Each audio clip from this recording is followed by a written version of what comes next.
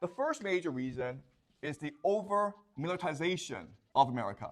First of all, we've already said that in America there are 434 million guns, right, in private hands. So every individual has access to 1 or 2 guns. That's the first problem. Second problem is that if you go to a small town in America and you look at like the police there, you think that, okay, it's a small town, it's safe.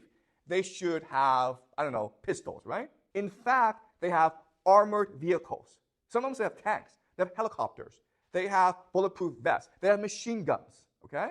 They got all this from the military. So that's just like a local police force. I'm not even talking about the state militias, okay? The National Guard. These guys are basically an army unto themselves.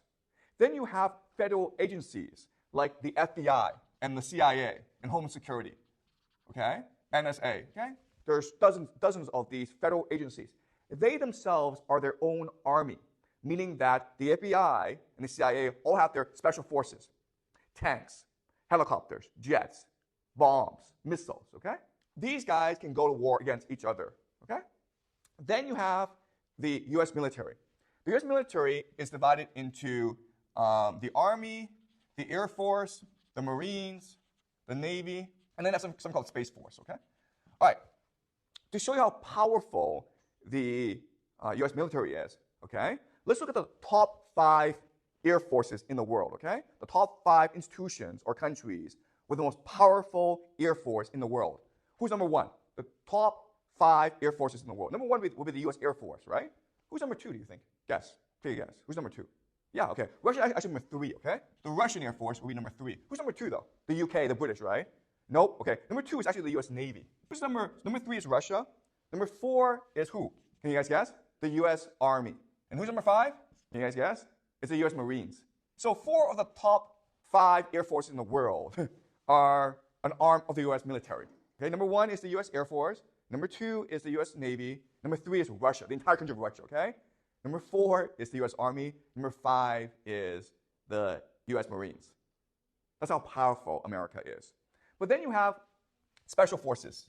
We've discussed special forces in this class before, and we said that special forces are good for special circumstances, like, for example, hijackings, okay, or covert operations.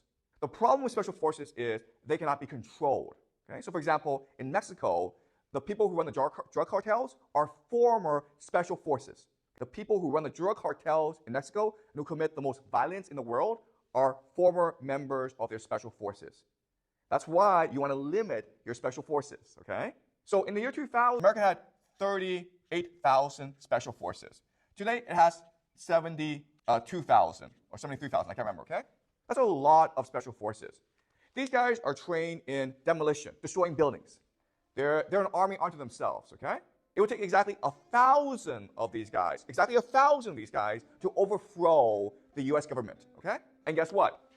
Delta Force, which is the most elite special force unit in America, has exactly 1,000 members. So you have this guy who runs Delta Force, and he's like, I want to overthrow the US government for whatever reason. He can do so because they're so powerful. So I think special forces, it's just a bomb waiting to explode. So the first major issue is just the over-militarization of America, where anyone who has access to weapons can choose to start a war. That's the first problem.